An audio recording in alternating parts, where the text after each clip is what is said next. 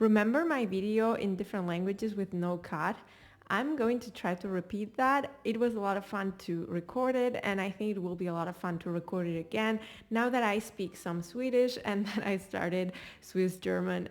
But yeah, don't expect too much. It will just be fun. And let's see how it goes. Okay, if you're ready, let's get started.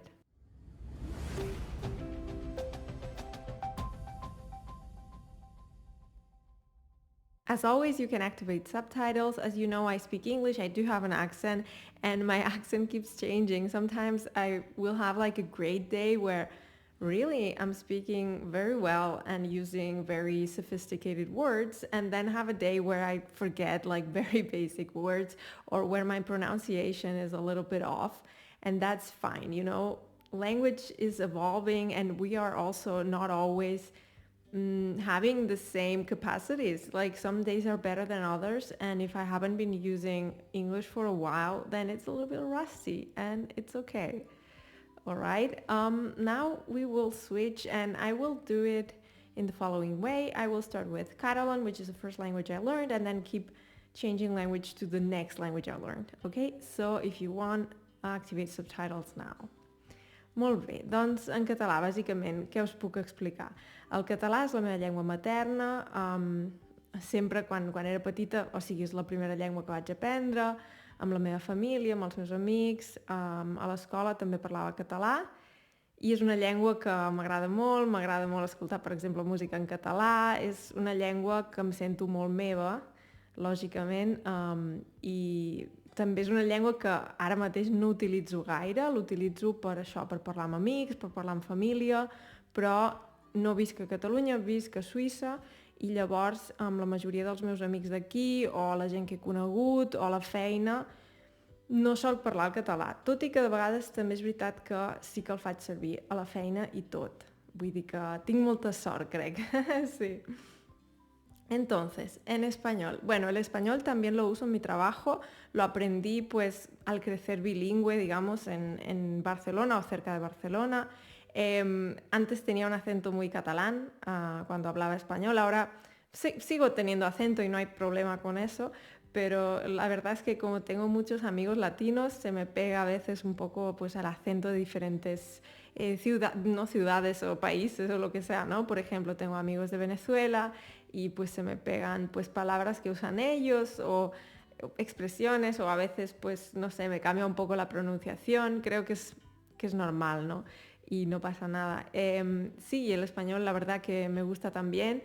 Y siempre cuando conozco a gente nueva, aquí por ejemplo en Suiza o en Alemania, el español es una lengua que les encanta y mucha gente habla español, entonces como que me ayuda también a conocer a gente, porque es como, hablas español, y ya empiezas a hablar y te cuentan su vida. Y sí, o sea que las lenguas te ayudan a conocer a gente y eso está genial, sí.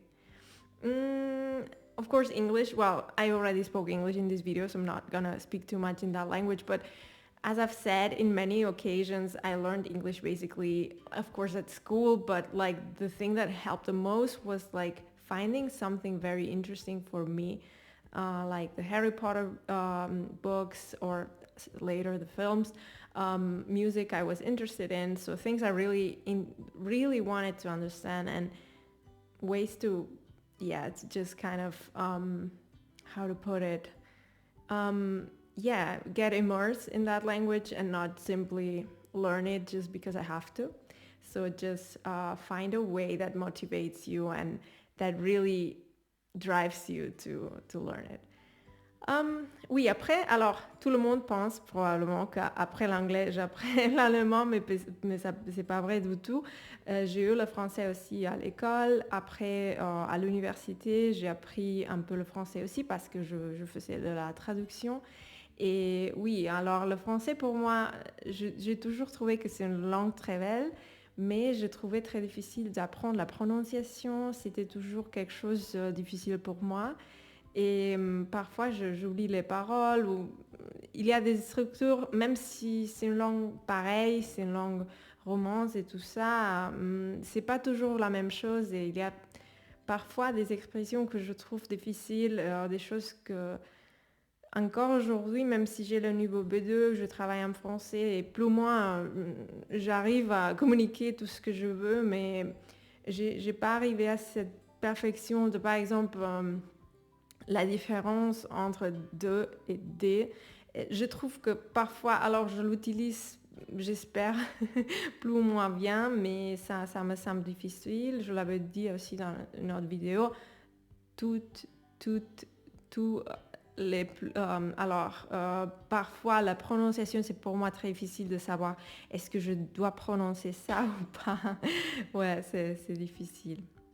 Ähm, nach, also nach Französisch habe ich halt Deutsch gelernt. Das war eigentlich ganz anders. Das war mehr so ohne Unterbrechungen. Also ich habe angefangen und ich habe wirklich weitergemacht und nie aufgehört, kann man sagen.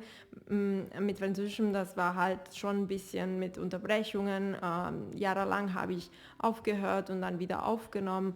Und ja, mit Deutsch war es halt so, dass ich auch in Deutschland gewohnt habe und als ich nach Deutschland kam, hatte ich schon offiziell sozusagen Niveau B2 und das hat mir sehr geholfen, weil ich konnte schon fast alles verstehen und mit den Menschen kommunizieren. Es hat ein bisschen dieses Natürliche gefehlt. Es war sehr, wie soll ich sagen, mehr von der Schule so ein bisschen, wie ich gesprochen habe oder es gab vieles, was ich nicht kannte und dann durch Tandems und Leute kennenlernen habe ich das aufgefrischt.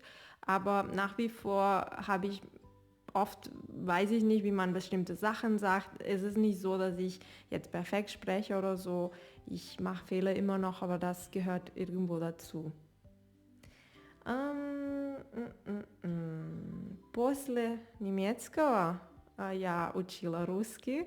Это было, как, я не знаю, 10, наверное, 11 лет назад я начинала, но я сама начинала, потом у меня была учительница 2 раза в неделю, и когда у меня была, наверное, уровень А2 или, может быть, даже B1, я просто продолжала только 1 час в неделю, и это значит, мой уровень не стал лучше, потому что я просто думала, ладно, мне надо просто говорение, я конечно, хочу говорить лучше, но я не буду работать по-русски, поэтому у меня такого уровня не надо, можно сказать. Я сейчас слушаю подкаст, смотрю видео по YouTube, ну, конечно, не, ну, тоже адаптированные видео, можно сказать, но все равно все я хочу делать по-русски, я могу делать, поэтому да, я думала, ладно, B1 хватит, и 2 года назад я читала книгу по-русски, это было вообще очень, очень хорошо, я стала лучше, но надо тоже сказать, что я сейчас забыла чуть-чуть, потому что мы переехали в Швейцарии, и я сейчас не так часто учу русский язык, может быть, 2 раза в месяц у меня урок, поэтому я бы хотела еще начинать еще раз, чтобы да, говорить лучше. Я да, заметила, что я забыла чуть-чуть, да. Dopo il russo dopo il russo ho cominciato con l'italiano, tutto ha cominciato con